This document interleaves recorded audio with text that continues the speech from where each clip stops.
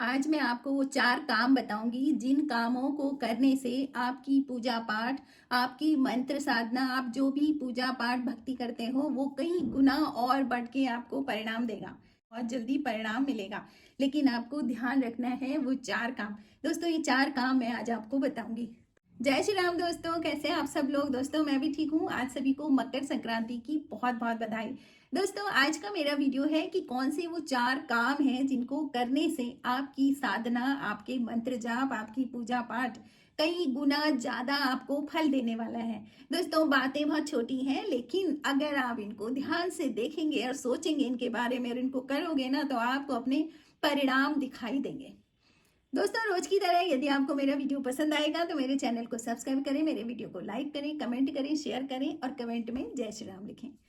दोस्तों बहुत ध्यान से सुनना है आपने और ध्यान से इन चीजों को समझना है। इसमें सबसे पहली बात, जब भी आप किसी साधना की, मंत्र जाप की शुरुआत करते हैं ना, तो शुरुआत एक संकल्प के साथ करें। ठीक है, संकल्प मतलब एक कसम खा रहे हो कि हमने करना है। फिर जब आप संकल्प ले रहे हो तो आप अपने बारे में बता रहे हो। ठीक है, मैं कौन, मैं, मेरे पिता कौन।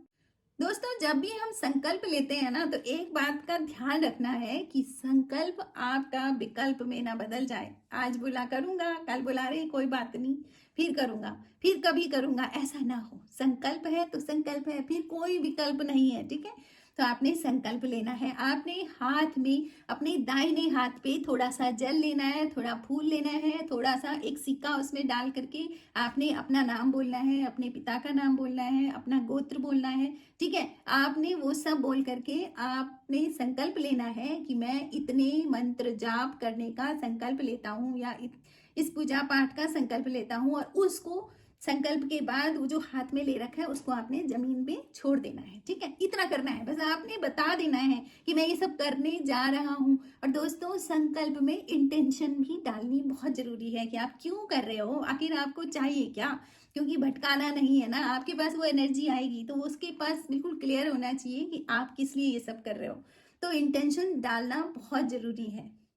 नंबर 2 दोस्तों, माला को ऊर्जान्वित करना बहुत जरूरी है। अगर आप माला पर मंत्र जाप करते हैं तो आपको जरूरी है कि आप समय समय पर अपनी माला को ऊर्जान्वित करें, एक्टिवेट करें। दोस्तों दोस्तों यदि आपकी माला रुद्राक्ष की है तो आपको उस माला को लेके शिव मंदिर जाना है, उस माला को शिव जी की शिवलिंग के पास में रखना है।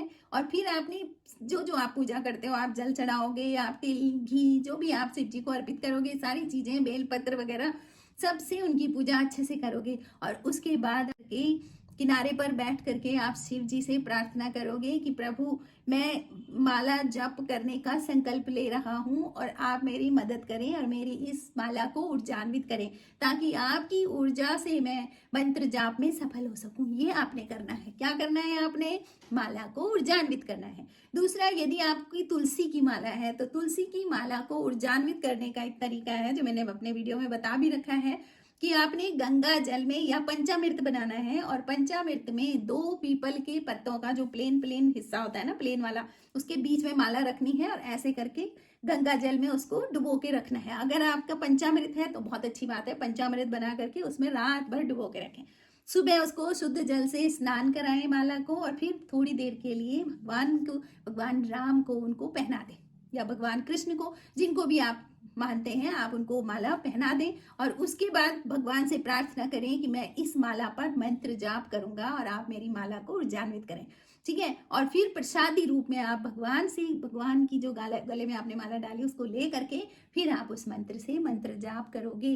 तो इससे क्या होगा, आपकी माला एक्टिवेट हो जाएगी, ऊर्जान्वित हो जाएगी, परिणाम जल्दी आएंगे, आपको फल जल्दी मिलेंगे। ठीक है, तो ये आपने करना है, समय समय पे अपनी मंत्र जाप की माला को ऊर्जान्वित करना है।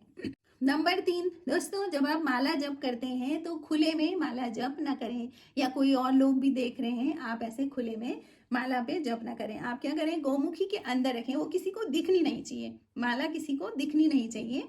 आप उसको गौमुखी के अंदर रखें। गौमुखी में ये वाली जो उंगली है ना, ये बाहर निकली होती, रास्ता होता है, इसको बाहर निकाल के रख दो और उसके बाद आराम से आप इन 3 उंगलियों से आप माला जाप कर सकते हो गौमुखी के अंदर। ठीक है। तो ये काम आपने करना है, क्योंकि जब आप उसको खुले में मंत्र जाप करते हो और लोगों की भी उस पर नजर होती है, और देखिए हर किसी के भीतर की एनर्जी उसकी दृष्टि द्वारा बाहर आ रही है, और अगर वो नेगेटिव है तो आप पर इसका उस नेगेटिव एनर्जी का इफेक्ट भी आप पर पड़ेगा, आपका ध्यान भटक सकता है, आप अपने काम में असफल रह सकते हैं, ठीक है। तो इसलिए उसको छुपा के रखें। जो भी कीमती सामान होता है ना, उसको लोग छुपा के रखते हैं ना, तो ये तो कीमती से भी कीमती है। ये तो ऐसा धन है ना जो आपके साथ जाएगा। आप शरीर भी छोड़ दोगे ना तो वो आपके साथ जाएगा, मंत्र जाप और माला जाप का जो धन है। तो इस तरह से माला को गौमुखी के अंदर रख करके ही जप करें। चौथा जो काम है दोस्तों वो ये है कि आपको निश्चित समय में निश्चित संख्या में मंत्र जाप करना है। ध्यान रखना है आपने, अपने समय भी निश्चित रखना है, संख्या भी निश्चित रखनी है। तो इस तरीके से आपने मंत्र जाप करना है, और स्थान भी निश्चित रखना है। ऐसा नहीं है कि आप आज कहीं पर बैठ के मंत्र जाप कर रहे हो, कल आप कहीं और जाके मंत्र जाप कर रहे हो, ऐसे नहीं। आपको एक जगह बनानी है ताकि आप उस एनर्जी को बुला रहे हो तो वहां पर का एक वहां का भी एक एनर्जी लेवल होगा जहां पर आप बैठेंगे। आज अभी आप बिस्तर में जाके बैठ गए, वहां मंत्र जाप कर रहे हो, तो ऐसे में क्या होता है ना, वो भी कंफ्यूज, एनर्जी भी कंफ्यूज रहती है कहाँ पे जाना है। और रोज रोज एक ही जगह पे बैठ रहे हो तो वहां उसके लिए आसान है आने के लिए, वो फटक से वहीं पर आपके सामने प्रकट भी हो सकते हैं, ठीक है। तो आपको निश्चित संख्या में, निश्चित स्थान में और निश्चित समय में आपको मंत्र जाप करना है।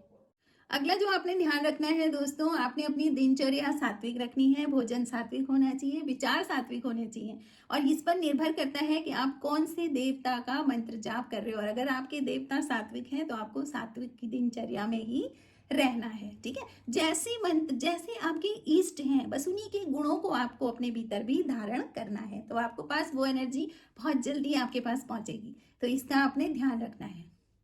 और अगला लास्ट है दोस्तों कि आपको ब्रह्मचर्या में रहना है और दान करना है। एक चीज, आप कुछ भी कर लो, आप ये सारे उपाय कर रहे हो लेकिन आप दान नहीं करते हो, आपको देना नहीं आया है, तो फिर आपके पास मिलेगा कैसे, है ना।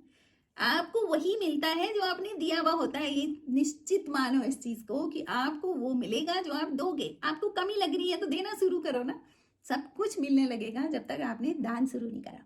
तो आप ये सारे प्रयास आप कर रहे हो या आपका मंत्र जाप सफल हो, तो ये वाला प्रयास बिल्कुल मत छोड़ना दोस्तों। एक संकल्प के साथ आप दान करें। आप निश्चित कर लें कि मुझे रोज इतना दान करना है, ठीक है ना।